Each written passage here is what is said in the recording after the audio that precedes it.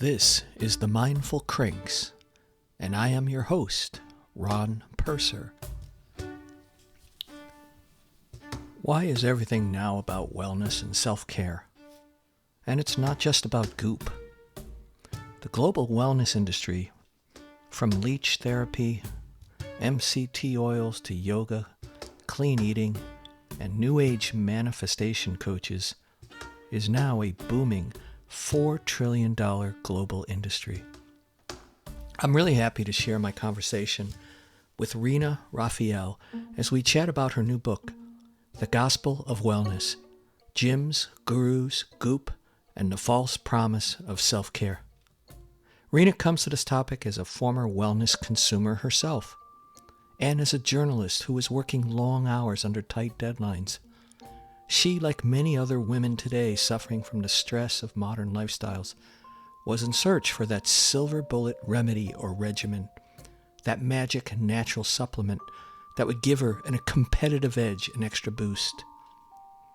Consumed with her own health, Rina tells us how she eventually unshackled herself from this obsession when she began reporting on the wellness industry for Fast Company, gaining access to marketing insiders and publicists at wellness brands, along with interviews with such self-help gurus like Gwyneth Paltrow, biohacking entrepreneur David Asprey of Bullet Coffee fame.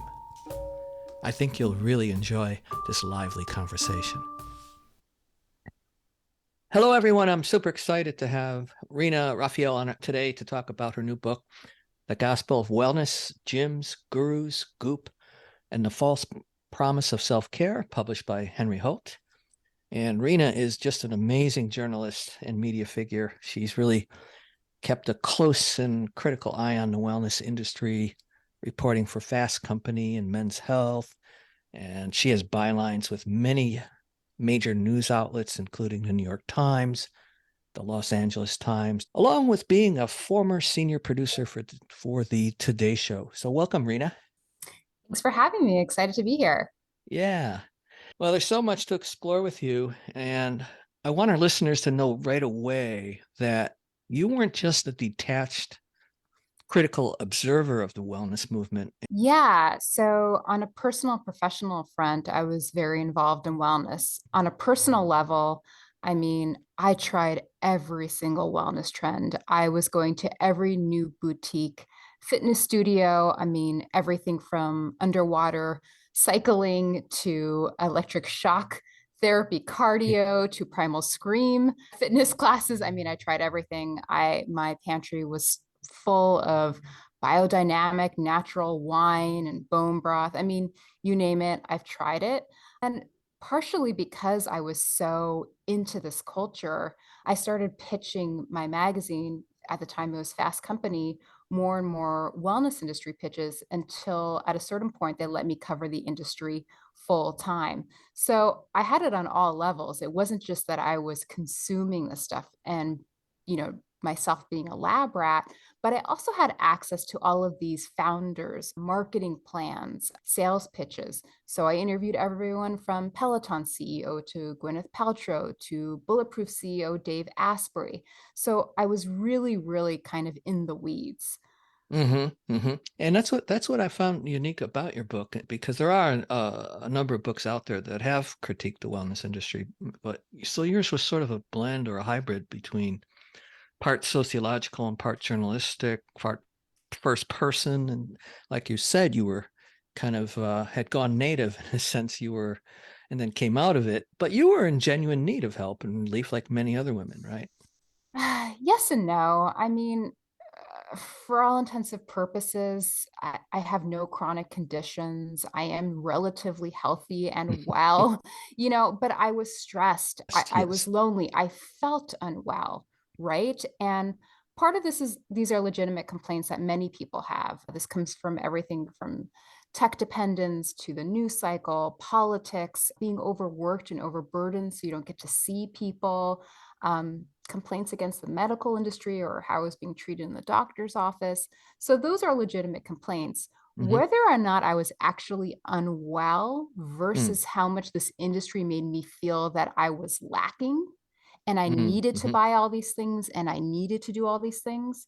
I mean, those are almost two separate points. Yeah, well, yeah, and well, that really zeroes in a way that there really is no clear or agreed upon definition of what wellness really is. And Right. And I I get mean, it's into that in the book that there is no definition of even what healthy enough is or well is. I mean, everyone has their own definition of it. And all these brands and marketers have their own definitions of it. And you'll often see over and over again that the goalpost just keeps moving. You uh-huh. think you're well enough, and it's like, but wait, is your entire refrigerator organic? Wait, are you making sure that you're doing enough of these exercises for lean muscles? Wait, it just, are you Zen enough? Have you tried this meditation app? So that's kind of the problem where we're just being fed more and more stuff that we have to do. And I would almost say we're fetishizing health, where it no longer becomes something that we're naturally folding into our lives, but something that almost becomes a burden or a job. Mm-hmm. Well, it's quite amazing too. I mean, I studied the mindfulness industry, as you know, and it's also a very vague concept, but the wellness industry is a very big umbrella and just it's like a multi-trillion dollar global industry. Right. Multi-trillion. I mean, that's Yeah. just insane. Well, at a global level, of course. So it's quite amazing just how pervasive this wellness industry has become. And you characterize in your book that we've become a self-care nation, which is bordering on kind of a new religious dogma, which is a very catchy aphorism in the book that you mentioned. In wellness, we trust. And I'm wondering, how did we get to this point? I mean, what was driving this kind of insane growth in this industry? Right. So the book is called The Gospel of Wellness, and I do make some comparisons as to how wellness or the pursuit of health is becoming almost like religious dogma. It's very tongue in cheek throughout the book. I say that this is not literal, but Hmm. that it is kind of offering a regulatory framework telling us how to live, how we should be moving into our lives. And it offers things like community, guidance, Hmm. purpose, identity, all the things that religion used to once offer us, right? And instead, the commandments are now about what you can and can't eat, what's toxic, what's not toxic. We even have our own false idols like alternative medicine and Goop. So the comparisons are there, but it's obviously tongue in cheek. And I will say that when it comes to the wellness industry, a lot of the interest in it is being propelled by what are legitimate complaints. So there are people who are dissatisfied with medicine. I have two full chapters on what's going on with the medical industry and women. Women, especially mothers of young children, are extremely stressed. They don't have enough institutional support. They are working, many of them, and they have to then take care of the kids or do more caretaking at home. Or sometimes you have parents who are kind of sandwiched. They're taking care of young kids and they're taking care of their aging parents. There are complaints against the food industry, the fact that we don't get enough movement in our lives, that we're isolated. And so here's an industry that comes in and sells solutions. Hmm. You don't Hmm. see enough people, join a boutique gym. That's your new family. That's your tribe. Feeling sluggish? Down these gummies. Feel like you don't have enough energy, or sometimes you don't feel great. Maybe you need to try kombucha. So whatever it is, there's something that they're selling you. So that's one part of it. So it's almost like there are legitimate complaints and we're being sold them, but also this industry sometimes preys on our vulnerabilities and aspirations. So some of these things dovetail quite nicely with things like body image pressures. A lot of the diet culture and manipulative beauty tactics are now being funneled through the beauty industry. They'll no longer use the word diet per se, but they'll Hmm. use things like clean eating or a healthy body. And it's always paired with like a woman in a bikini with 0% body fat. So there are a bunch of reasons. I mean, my whole book goes into all of them. There's so many different sectors and it's multifactorial, but there's not one reason why it propelled into such a huge industry. Hmm. But I will say this, that what we see in America is different than what we see in a lot of other nations. This preoccupation with health and how it's perceived as virtuous to be healthy, even pursuing health. If someone says they went to the gym, oh, we applaud them. Oh, you're so great. It's all part of it. Even just seeing someone in athleisure where you think, oh gosh, they're so good. They're really taking care of themselves. And also just we have unique problems in this country. I mean, the fact that a lot of people are dealing with a disappointing healthcare system. And I mean, some people don't even have health insurance. There are specific things in the US, including the fact that we have a loneliness epidemic. We're hyper individualistic. We're not communal enough. And also the fact that we also have a unique American mindset that primed us to this commodified wellness industrial complex. For example, the fact that it's bursting with productivity pressures, right? That you should always be exercising, always be eating well, always tracking yourself. I Self-optimizing, yeah. Right. That really has to deal with the fact that we're kind of a workaholic nation. We love productivity, and we've taken that sort of ethos, born out of the Puritan work ethic, to Hmm. apply to even our leisure and to Yeah. our health. So, the book also goes into why Americans especially have this very hyper consumerist, hyper individualist, productivity pressured wellness that you don't always see replicated in other countries to such a degree. Yeah, we definitely have the soil upon which is very fertile soil for this kind of thing to happen here. But you said so much. I mean, there's so much in terms of unpacking some of this. And so on the one level, wellness has taken off because it is filling some sort of cultural void, and it's sort of creating like almost like a new moral order, like you said. When somebody goes to a gym, they're virtuous. On the flip side of that, it also has its own sort of cardinal sins, so there is kind of a religious dimension to it. And you also said just how predatory and how marketing seems to be more important than the science behind a lot of the products that are being peddled. That seems like a really strong factor that you discovered, given your insider kind of connections too. Yeah, I mean, gurus gather the masses with assurance, not probability. I mean, if you go to a doctor's office, and I mean, this isn't across the board, but generally, if you go to a doctor's office and you talk about some condition you have, they'll say, okay, there's a 30% chance you might get better, but you got to do XYZ and you got to put in the effort. Versus, let's say, a wellness influencer or brand who promises you that they will cure whatever issue you have with some silly detox or a supplement. I mean, it's almost like an unfair competition. So there are a lot of tactics that the wellness industry uses to, I would say, almost fight dirty Mm. against what is science-based evidence medicine. And throughout the book, I kind of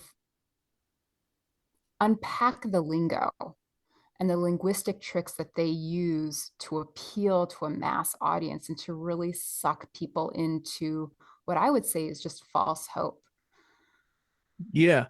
Well, yeah, what I really enjoyed and learned a lot about just how many celebrities and overnight social influencers, how they became self-styled experts, basically health scams, and whether they were fad diets or, like you said, detox cleanses and these dubious solutions.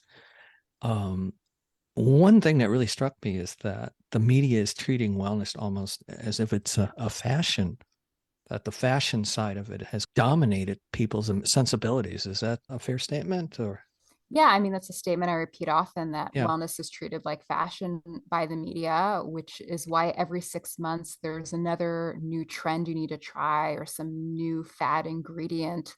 Like now I think it's chlorophyll.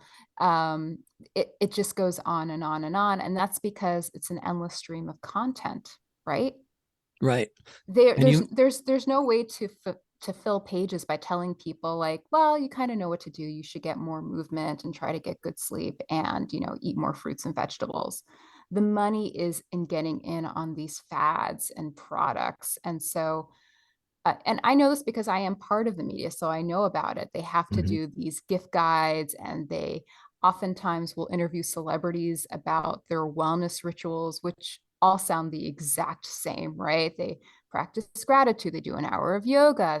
They make sure to meditate in the mornings before they start their work. All these things that like the average American just doesn't have the time or resources to do, but they're applauded for it. So, yeah, it's not taken as seriously as it should, and partially because it's not pressed upon reporters to actually investigate a lot of wellness trend and brands' health claims, right? Right. They just repeat what everyone else repeats. And I mean, this book also goes into how I learned to be a better reporter, being called up by scientists on social media or, Hmm. or just realizing that some of the trends that I was trying were having a more detrimental effect than actually helping me.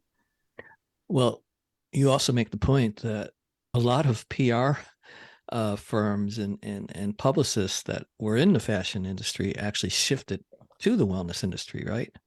Right. So when I was at the Today Show, I mainly covered lifestyle with predominantly, I would say, fashion and beauty. And all the people who used to pitch me clothing brands and makeup now pitch me supplements and green juice and organic snacks. I mean, once wellness became sort of the new du jour industry, everyone kind of moved over. And Hmm. so even when I was at Fast Company and I would interview founders and, CMOs about their brands that were doing really, really well, they would tell me about their strategies, which were essentially taken from, let's say, the alcohol industry. It was Wow. all about selling an aspirational lifestyle. Mm. And, I kind of make a separation that generally what I see within the wellness industry is two different type of tactics. It's either fear mongering or it's tied to an aspirational lifestyle. Hmm. And health should not be tied to an aspirational lifestyle. Number one, because it's not fashion or beauty, it's something quite serious, but also because it leaves out entire groups of people who can't afford that type of lifestyle. Yeah. There's also this blame the victim in the wellness industry. You got to tell a story about the ICU nurse, Beatrice, if you remember her, who was fast tracked during COVID. And she was working these really long hours at the hospital and basically had a breakdown, right? Right. This is from a chapter called Why the Hell is the Advice Always Yoga? And this nurse told me, and she was quite distraught, that she had been working record hours. She never saw her loved ones, was at the hospital all the time. Granted, it was during the height of the pandemic, and she understood her role. And she wasn't necessarily complaining about the hours, although they were really sort of wearing her down, but she didn't get the support that she needed from her hospital in the sense that if you can't be at home, well, then who's going to make dinner for you and your family? What about the laundry? There's all these things that kind of pile up.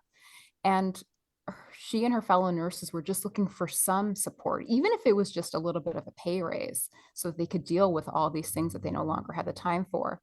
And when they got together with the administrative staff sat them down and said, well, what are you guys doing for your self care? And then they suggested that they do more yoga, exercise, and drink more water. At Hmm. which point, I mean, the nurses just rebelled and were absolutely furious, saying, when during our 14 to 16-hour shifts would we ever have time to exercise? We barely have time to shower or see our children. And this is kind of my issue with the discourse around self care, where it's all put on the individual and it sort of detaches itself from bigger structural systemic issues that could be barring someone from taking care of themselves, from getting proper sleep, from getting movement, from getting all the things that we're told that we should do for proper health. Instead, you kind of go to your HR, you complain, and well, instead of them having to deal with the fact that, maybe they shouldn't be emailing you after 6 p.m., they just sort of direct you to a wellness app, a meditation program, Right. or on-site yoga. Well, yeah, and that's the hidden ideology here that's never spoken about, right? That it is this kind of depoliticized view of stress, which uh, takes the onus off the employer or off the social and political environment, puts it on individuals to mindful up or yoga up, whatever it may be, right? Right. And it sets you up for self blame because when you're not quote unquote Zen enough, or you don't feel like you're being healthy, you think, oh, I just didn't prioritize enough bubble baths and yoga. When the truth is that there's such bigger issues, but you're never told to look at that. We're kind of treating the symptoms instead of actually looking at the root issues of why we're so stressed or unwell or lonely. And Hmm. that's sort of the problem. I wrote this piece for the LA Times recently about wellness gone wrong coming for kids and how teens have interpreted this messaging around self-care. Because I mean, self-care is everywhere. It's all over Instagram, it's in Sephora, it's in your Walgreens aisle. And so I spoke to some therapists who told me that they have all these teen girls who are stressing out about not being about, they were stressing out about being stressed, essentially. That they were Stressing like, out about being stressed. Yeah. yes, if they were saying things like, oh, I'm stressed out because I don't have enough time for, to take a bubble bath and do my skincare rituals. And they were kind of taking this very simplistic messaging and internalizing it. And they thought that there was something wrong with them, Hmm. even though they Yeah. had a When very it, full schedule, that they couldn't do this stuff. And yeah, you also, start bubble baths are not the internalizing it. answer. Yeah, exactly. Yeah, it becomes a form of self-discipline, a disciplinary power, what Foucault talked about, that you start disciplining yourself, blaming yourself. And I'd like to turn back to kind of this more religious side of the wellness movement. And the chapter on the gym as church, I was just really, really blown away by that. I haven't followed these trends. And it's funny because I remember I used to have one of those old Nordic track cardio ski machines. It was made out of real wood. And I was in much better cardio shape back then. But I had no idea that there were these new gyms and all these machines that you wrote about. I really couldn't believe how popular and how profitable these products, these boutique studios had become, like Peloton and SoulCycle. But as you write about these programs really seem to be filling a void in women's lives. And Peloton had at one time 6 million members. Yeah, and I think they still do. And Hmm. that's not just people who buy their hardware, but people who subscribe to the app. Hmm.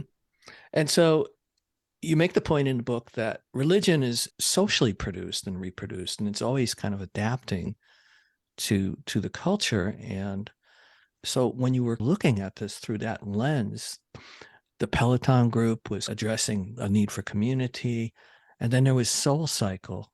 You actually attended some of those sessions, right, and enjoyed them, right? Oh yeah, they're completely Yeah. addictive. They know exactly what they're doing. They're tons of fun. And honestly, I should take you to one because I think you'll get a kick out of it too. And then some women were even basing their real estate choices on where to live, whether there was a Soul Cycle studio near them. Yeah, I think in its heyday, which Yeah. is it's no longer in its prime, people really considered it their outlet. They really did almost treat it like their church, their family, their tribe, all those keywords. But as I explained, there are some drawbacks to depending on these places to be your family and sort of spiritual outlet.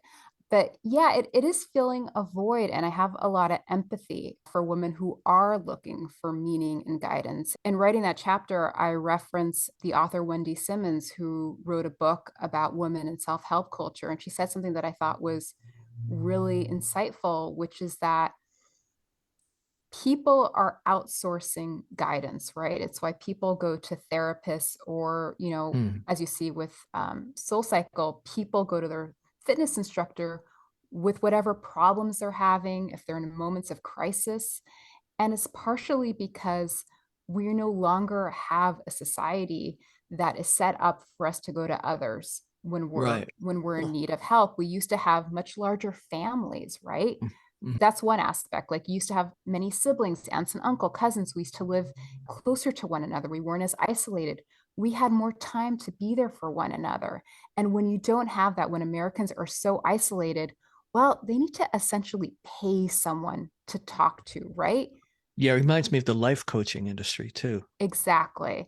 And that I thought that that rang really, really true. If someone wants to dump their dumb boyfriend, well, they'd love to tell their friends about it or family members, but everyone's so busy or they're scattered around the US. So the next best thing is, maybe go to your fitness instructor or, maybe find a life coach, whatever it is. Yeah, yeah. And the other religious side of this, I thought, and it kind of reminds me of a bit of the puritanical aspect, attitude towards the body, and that this intense need for this intense exercise. It's like purging something from our body to purify it. That body's something to conquer. Was that something you saw? Yeah, I mean, purification is a big theme within the wellness industry, but that's not anything new. I mean, we've seen that for decades. Oh, That goes back way back, like the way. 19th, 18th century. Yeah. Yeah, and it's funny, throughout the book, you'll see that each chapter has a flashback to an Hmm. episode in history, and that was really important for me to include so that people understand that none of these trends or sentiments are new. They're just being repackaged to sell you something. I think Hmm. the more we learn about the human psyche and what's been done throughout history, the more we realize that so much of wellness and our health pursuits are based on psychology and belief. Hmm. Yeah. No, I really enjoyed those sidebars, those historical flashbacks. There's one I like to talk about as we get a little bit further along. I thought was very interesting. But I'd like to get goopy now, if you don't mind.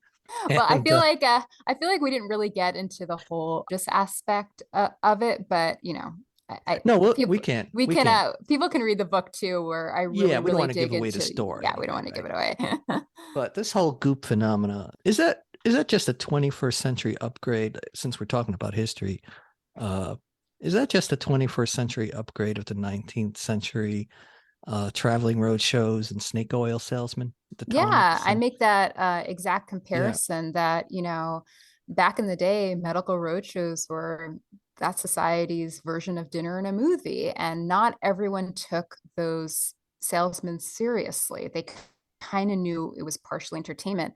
And you kind of see the same thing with Goop. I've been to, I think, three or four of their conferences, and the majority of the people that I interviewed there all said the same thing, which is, oh, we don't take her seriously. Like, she's like kooky and weird, and it's like, part of the entertainment, it's part of the fun. And this is again us treating health like fashion, like it's frivolous, like it's entertainment, like it's another fun, cutesy thing to do.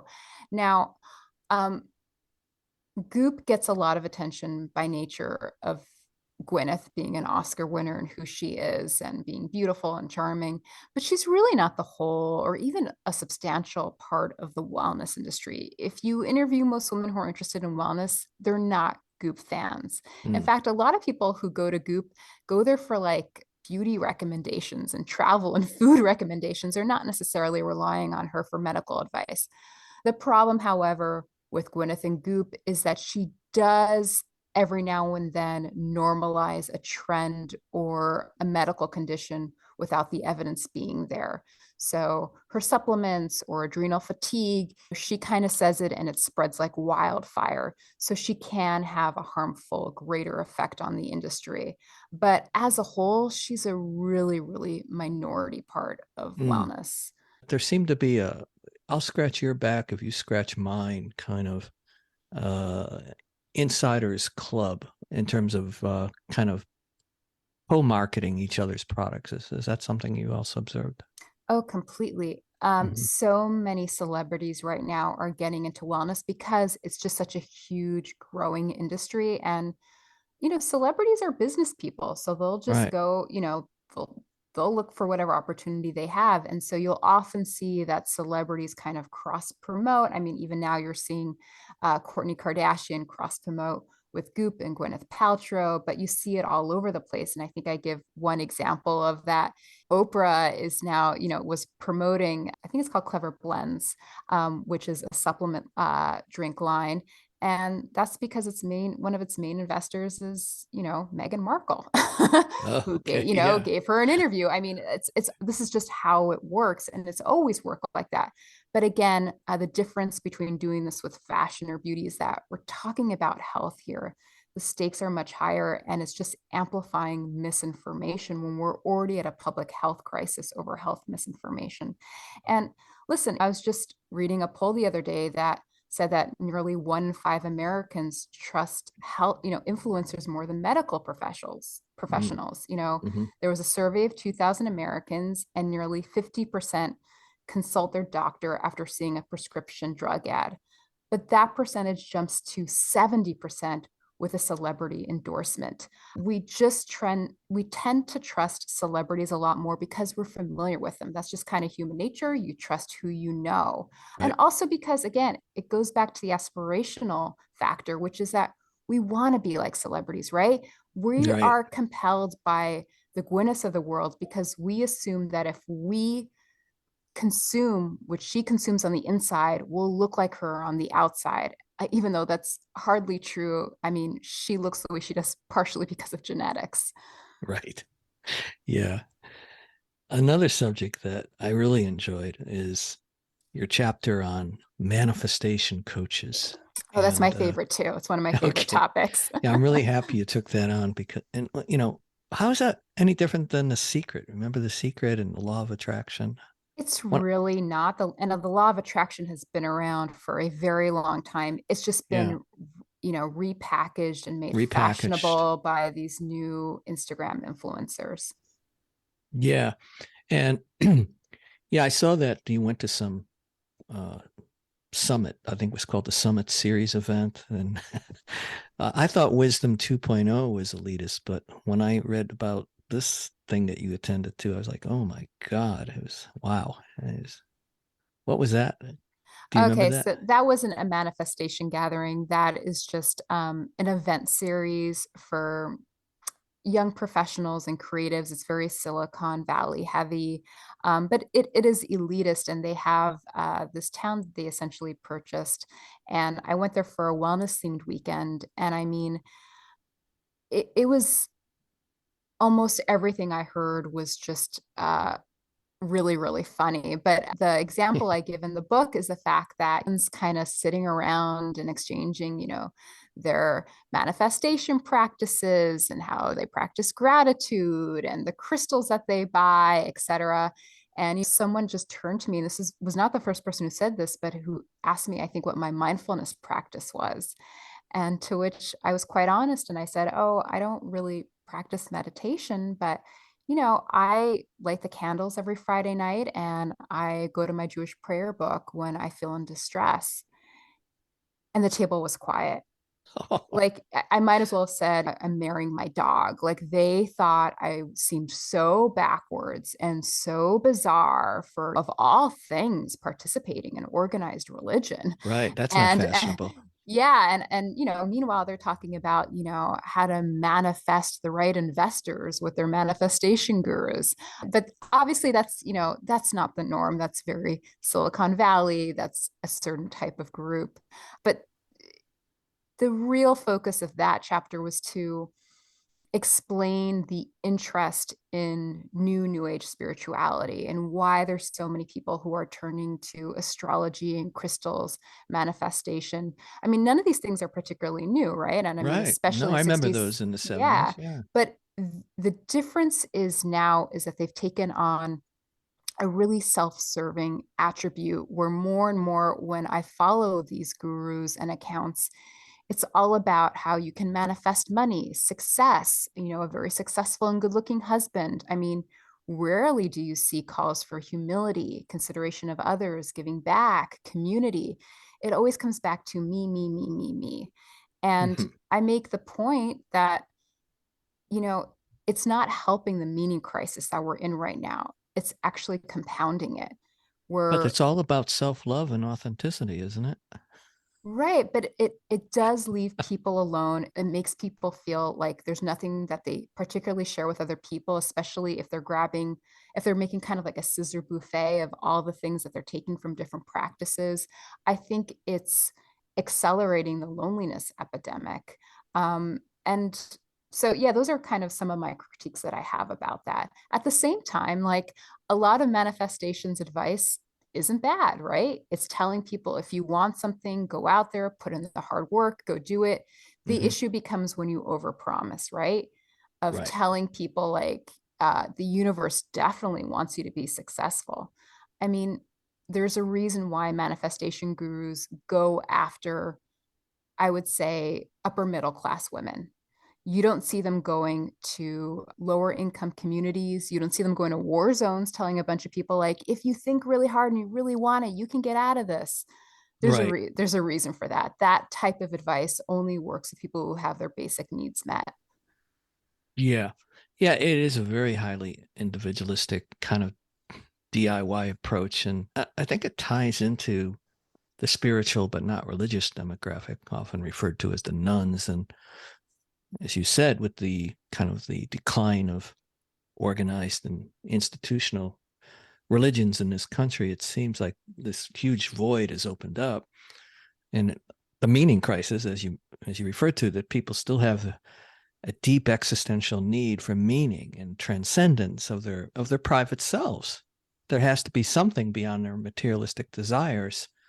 And it seems like the wellness industry or the spiritual wellness marketers have just kind of swooped right in and offered these substitutes or these sort of highly individualistic, privatized spiritualities, basically.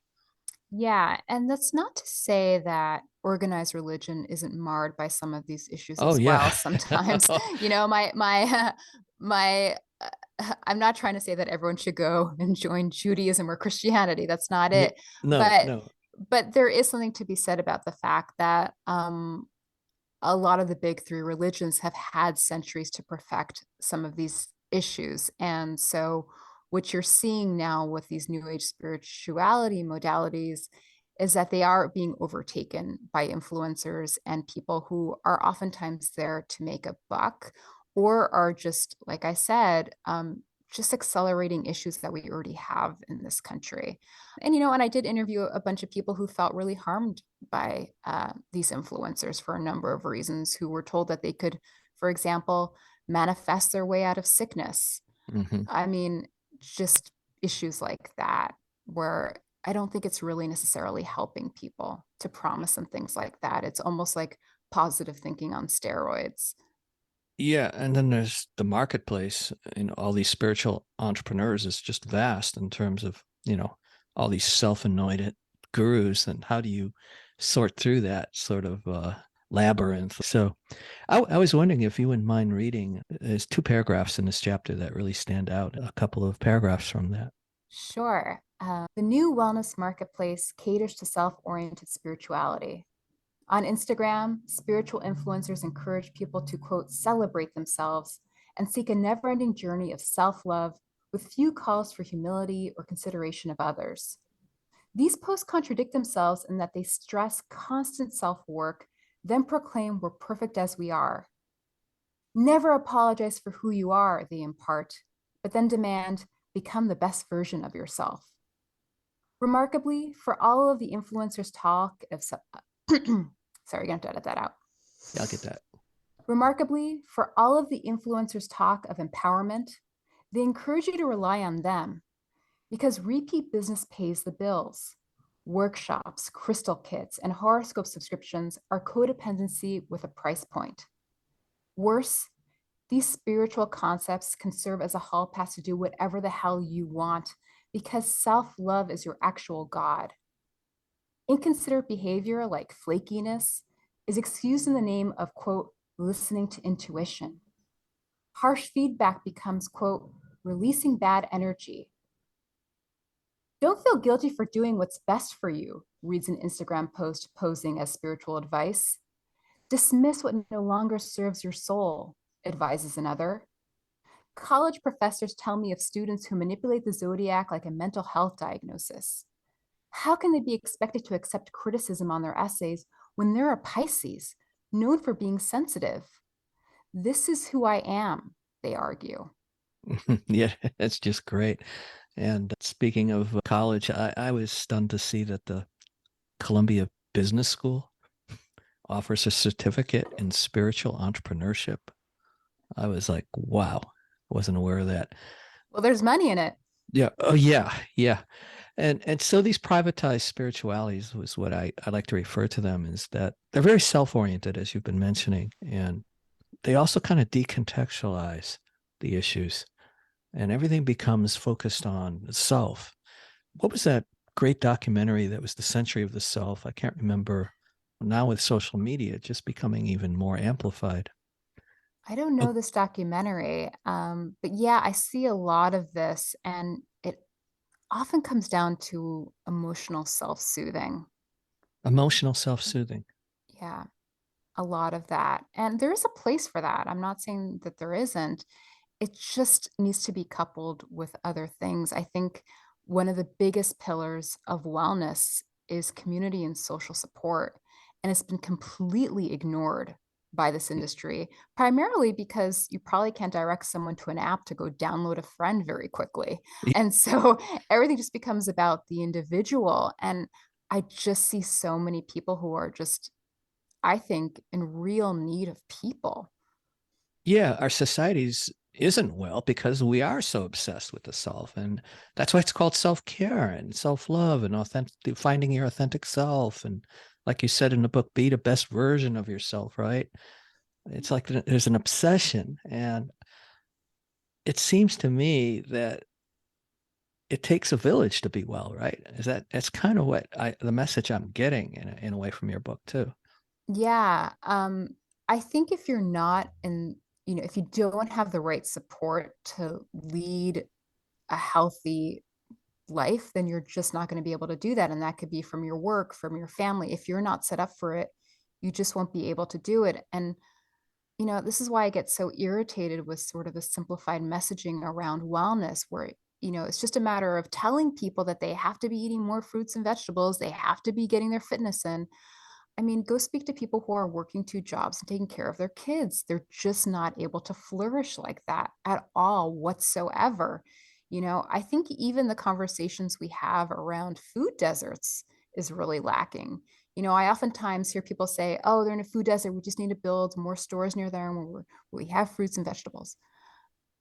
That's part of the equation. But if someone, again, is working until 8 p.m., how are they going to cook all that stuff? The reason people opt for processed food is because it's easy. So I just Right. think there's like a whole bunch of misunderstanding about what people need to lead better lives, to get proper sleep, to get movement, all of these things. Yeah. And in another chapter, you make a statement that I think really summed up a lot of the issues. If you don't mind, I'll read that sentence. It's from the chapter on biohacking. The way that wellness has been commodified by gurus, drawing from science and then exaggerating results, spreads the toxic positivity message that you can fully accomplish what is an impossible goal. I know a number of people that have totally subscribed to many of these biohacking gimmicks and products, and whether it's cold therapy, MCT oil, red light therapy, the whole sort of self optimization thing. And what I found really so insightful in this chapter is your analysis of how the biohacking marketers capitalize on a psychological vulnerability, which you talk about in this book, talk about in this chapter, the illusion of control. It seems like Yeah. that is almost like a real central vulnerability that the marketers have really zoomed in on. And it was some famous psychological experiments by Ellen Langer at Harvard on the nursing home experiments. We don't need to get into those now, but you do focus that this is very much what casinos and the gambling industry know too, right? I mean, that is a really good connection to make there. Yeah. And throughout the book, I make the case that this is just a way to harness back control, that people feel like their lives and everything is out of control. And it's almost like health is a proxy to get it back, right? Yeah, Um, yeah. Biohacking is a great example of that. One thing that's not in the book, but I've reported on this before, is that I once went to an overcoming death conference. Overcoming Death Conference? Yes, it's where biologists, scientists, and a bunch of really, really rich baby boomers gather, and their goal is to overcome death because, quote, we don't deserve it. And this to me is where biohackers end up, right? You keep just going and going, thinking that you can control aging until your next inevitable point is, well, we shouldn't have to die. Right. And I mean, the place is just ridiculous. It's like all about getting blood transfusions from the young. It's very, very experimental, I would say non evidence based science, but people do want to control things. And this is why I talk about so much that so much of wellness is based on psychology. And I think when speaking to researchers, there is another reason why we in America fall for a lot of these things, including supplements. And that is because we're a highly optimistic nation, Hmm. right? Yeah. We are the country that ventured out west to secure our golden fortunes. We built Hollywood, which is a dream factory. We built Silicon Valley. I mean, it's almost like our superpower that we're optimistic. That's how we became so great. But the flip side of optimism is gullibility. Gullibility. Yep. And sometimes we just fall for things because they sound real good and we want to believe in them. I mean, that's sort of the problem. We want to believe in the supplements. We want to believe in the quick fixes. We want it so desperately, and it's marketed so perfectly and so cleverly to our deepest aspirations or preys on our biggest vulnerabilities.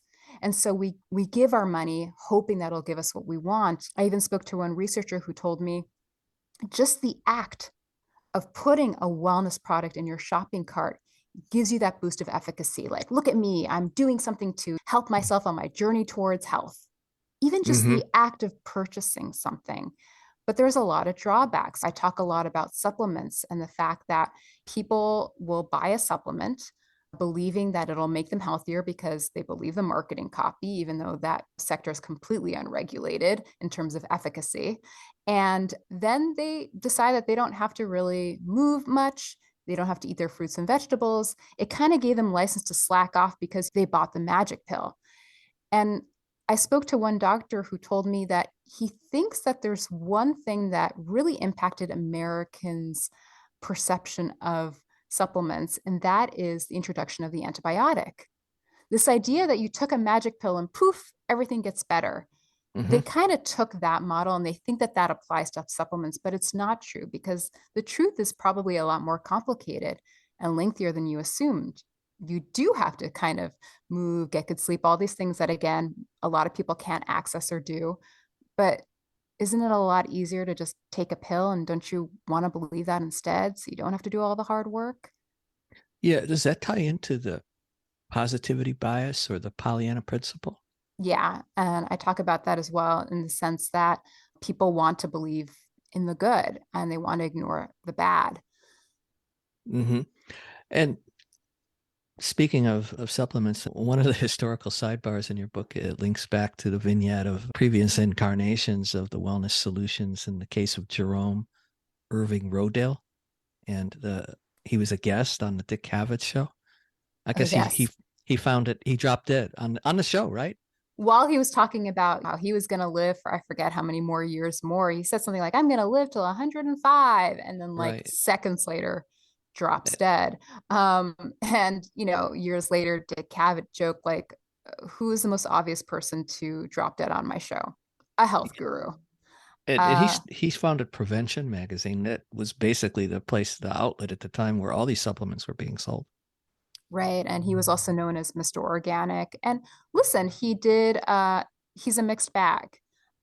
That's the thing about the wellness industry, where it's that there is a lot of good, there's a lot Hmm. of bad, and there's a lot in between. I'm not poo-pooing the fact that we have more uh, fitness streaming platforms now, that there are more gyms, or that I can go to the airport and there's, more salads for me to buy. There's a lot Yeah. of good that came with this. I think even the fact that when young women get together on a Sunday, a lot of them might go to a yoga studio instead of a boozy brunch. Maybe that's not such a bad thing, I guess. Yeah. But you can't ignore the way this industry has also kind of gotten out of control, and that some of these exaggerated trends are doing more harm than good. Not to mention the fact that, you know, there's a lot of misinformation in media right now, and I don't think it's serving people. Yeah. That's really one of the major fallouts of this that we're suffering from as a society, I think. Well, I imagine that you must be extremely busy with media interviews and writing pieces about your book. And are you thinking about what might be next, or could it be a sabbatical? I wish I could afford a sabbatical. I don't know what's next. I spent so many years on this and so much of this book is based on my previous reporting. I'm exploring options. I'd love to write more. I don't know how welcome I am within media because not many people want someone who's going to poo-poo all their endless stream of content. So I imagine it's not going to be very easy for me to get a job after this. Oh, I don't know about that. I hope so. As a writer, I mean, do you feel like you need to take like a gestation break, to kind of feel your way around to see what percolates and what germinates? Do you feel that? I mean, we'll see. I have a mortgage to pay, so I Okay. do have to work. But I will say one thing, which is that I really wanted to write a book that I felt spoke to me when I was kind of having my awakening as to how much this industry is, propelled by bunk and pseudoscience. And I wanted something that really got into why people are flocking to wellness, what's missing in American society. And I think we just need a lot more empathy for people who do fall for these fads because me and all my friends fell for them and we don't think we're stupid. It's Right. I it's mean, not it's not people's fault. I mean, it's never people's fault. It's that they're being preyed upon. right. I mean, I sent you the recent Guardian coverage on some of the wellness trends by a UK journalist. And one of your comments was that, well, maybe this is portraying, kind of depicting women as just hapless dupes, right?